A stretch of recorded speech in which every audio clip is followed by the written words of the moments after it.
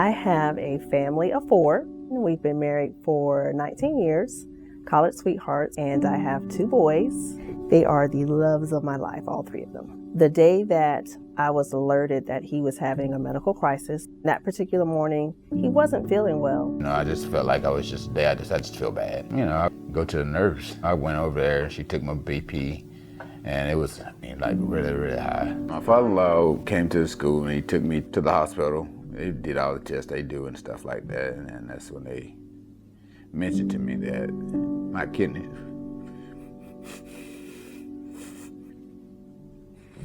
That his kidneys were failing. Lance and I got married last year. Lance came into the marriage with a dog, and I came into the marriage with 2 girls. I knew Lance was ill when we first started dating. He had already had a transplant in January of 2017. We didn't get a honeymoon. We spent the next day after we got married in the hospital, which started a series of hospital visits for Lance. When I went to the hospital to see if maybe I needed fluids or something, they told me that I was in really bad kidney failure. My creatinine was very high.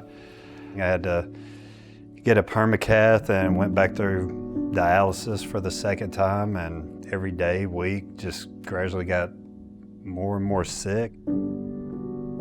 What happens is you have to plan your life around dialysis, and it's not just my husband's life, all of our lives are planned around him being able to get that treatment. It's about 7 to 9 years people wait for a kidney. For those 7 to 9 years, you're living on dialysis. Most people will probably not live that long on dialysis. My manager is just amazingly loving and caring. She knew about Tia's story, right? So I think she got your permission to share with me. Yes, Susan popped by my desk and the connection was instantaneous. We crossed paths in the restroom and we were, washing our hands, and we started having a conversation about where my husband and I were in the transplant evaluation process. But with that, we started talking about blood types during that process. And Susan mentioned that her husband, Lance, is O negative. And it was like a light bulb moment went off in my head, and I was thinking, I'm O. And she said that she's A, and my husband is A also. So literally, we were just like, okay, let's go. Well, we didn't. Tia had the light bulb moment. Susan just kept washing her hands like, okay, yeah. And then Tia said, what if we did our own exchange? And sure enough, Tia went back to her desk and called her donor coordinator, and we got that all set up.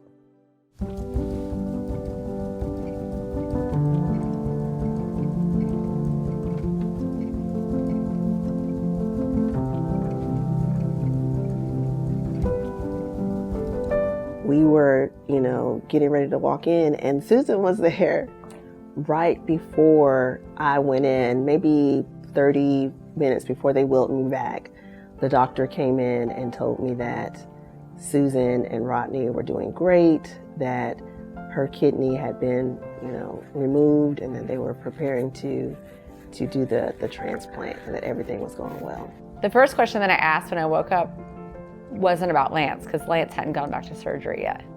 First question I asked was, how's Rodney? And my kidney took great, which is amazing. And then I had a number of hours to wait for my husband to get out of surgery. And Tia's kidney that went into Lance also took right away. That was a relief. The first time I spoke to Tia was the next day, and I walked down the hallway where Rodney's room was to say hello to him. And Tia and Rodney were together in his room. And Rodney gave me a smile and a thumbs up, and that felt really neat, cool to see that. It's a story of kindness. Had Tia and I had that basic conversations in the restroom while we were washing our hands of just checking in with each other, perhaps this would have not evolved into the magnitude that it has. What I hope people take away is that they will consider that they could be someone else's answered prayer. They could be someone else's hope, and all it takes is just a conversation, a kind word. Your one act can help that one person.